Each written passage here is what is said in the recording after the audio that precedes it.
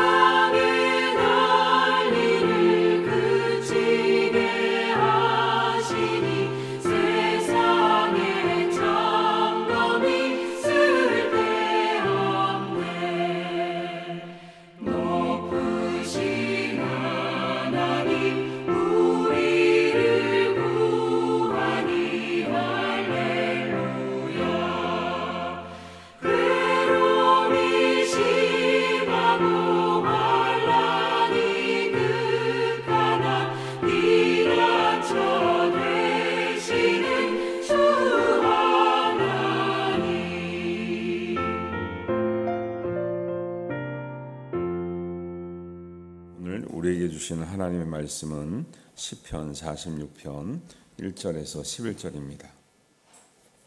우리 한 목소리로 봉독합니다. 하나님은 우리의 피난처시오 힘이시니 환난 중에 만날 큰 도움이시라. 그러므로 땅이 변하든지 산이 흔들려 바다 가운데에 빠지든지 바닷물이 솟아나고 뛰놀든지 그것이 넘침으로 산이 흔들릴지라도 우리는 두려워하지 아니하리로다. 한 시내가 있어 나뉘어 흘러 하나님의 성 곧 지존하신 이의 성소를 기쁘게 하도다. 하나님이 그 성 중에 계심에 성이 흔들리지 아니할 것이라. 새벽에 하나님이 도우시리로다. 문나라가 떠들며 왕국이 흔들렸더니 그가 소리를 내심에 땅이 녹았도다.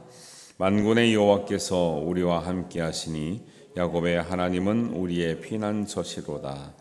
와서 여호와의 행적을 볼지어다. 그가 땅을 황무지로 만드셨도다. 그가 땅 끝까지 전쟁을 쉬게 하시며 활을 꺾고 창을 끊으며 수레를 불사르시는도다. 이르시기를 너희는 가만히 있어 내가 하나님 됨을 알지어다. 내가 문 나라 중에서 높임을 받으리라. 내가 세계 중에서 높임을 받으리라 하시도다. 만군의 여호와께서 우리와 함께 하시니 야곱의 하나님은 우리의 피난처시로다. 아멘. 새벽에 도우시는 하나님께서 우리와 여러분들 도와주시기를 주님의 이름으로 축복합니다.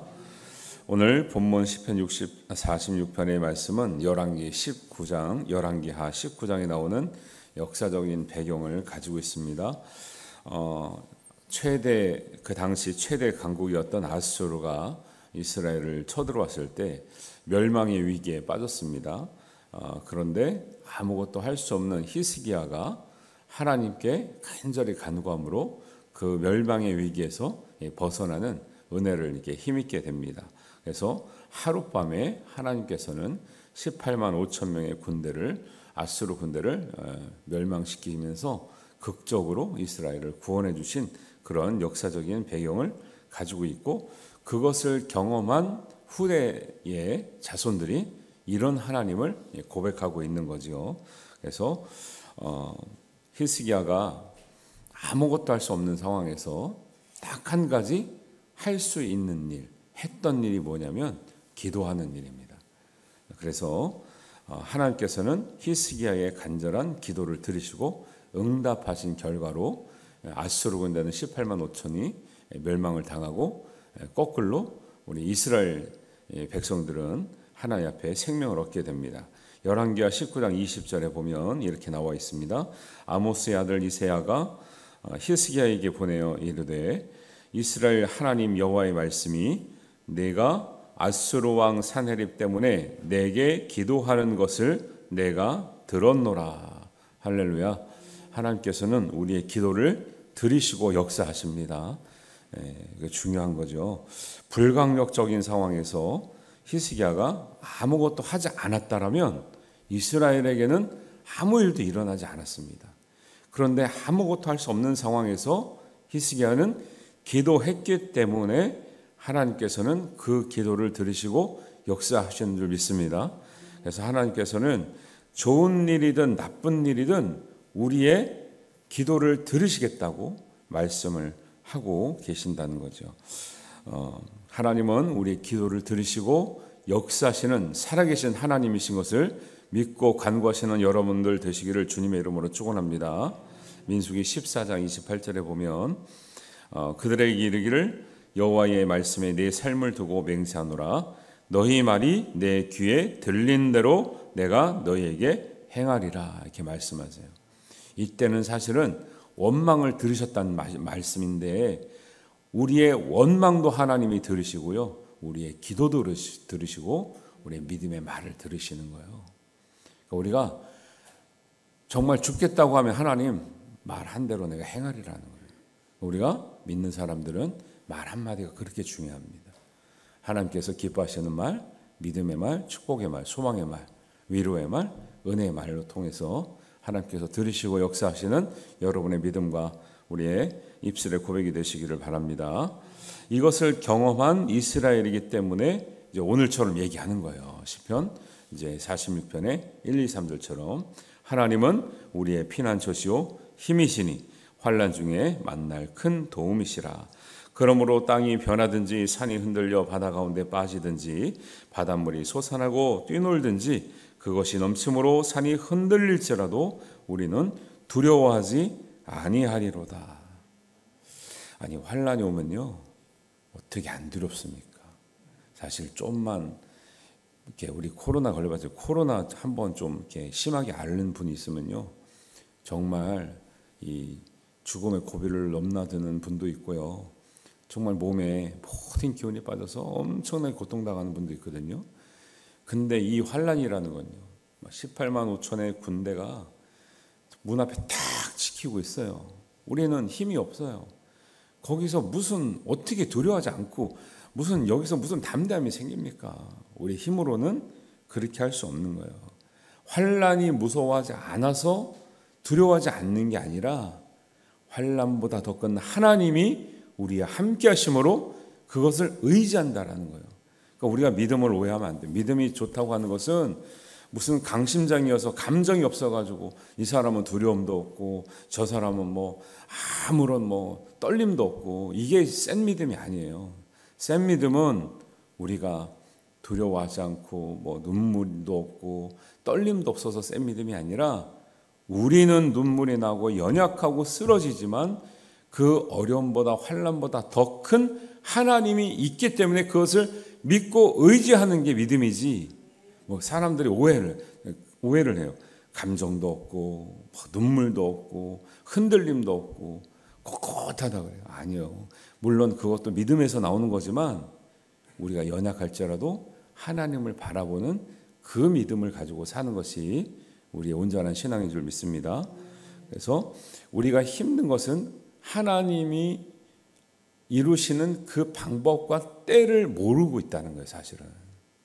그래서 믿음은요, 끝까지 인내한 사람만이 하나님의 역사를 보게 되는 거예요. 예. 저도 이제 대전에 있으면 기차를 많이 타잖아요, 이렇게 가끔. 시간이 아슬아슬해요. 늦었어. 그럼 포기한단 말이에요. 그래가지고 거의 다 왔는데 한 1분 정도 늦은 것 같아가지고 포기하고 걸어갔거든요. 아이고, 이거 연착됐는데 내가 늦은 줄 알고 걸어갔더니 걸어가서 도착하는 그 시간에 기차가 떠나더라는 거예요. 포기하지 않았더라면 탈 수 있었을 것을. 매사가 다 그래요. 사람들은 어려우면 자꾸 포기하고 싶거든요. 근데 하나님의 때와 방법을 몰라요. 알면 얼마나 쉬워요. 근데 알면요, 게을러져요, 사실은. 알면요, 교만해져요. 하나님은 그래서 하나님의 방법과 때를 모르게 하셔요. 마지막 때도 안다 그래요? 모른다 그래요? 모른다 그러죠? 겸손하게 살아가는 거예요. 안다고 하는 사람들이 있죠? 얼마나 교만합니까? 얼마나 아는 척을 합니까? 그래서 이단인 거예요. 때를 알면 정상적으로 살죠. 아니, 하나님이 모른다는데 왜 자기는 안다 그래서 마음대로 살아요. 모르면 모르는 만큼 겸손하게 살으라는 뜻이에요.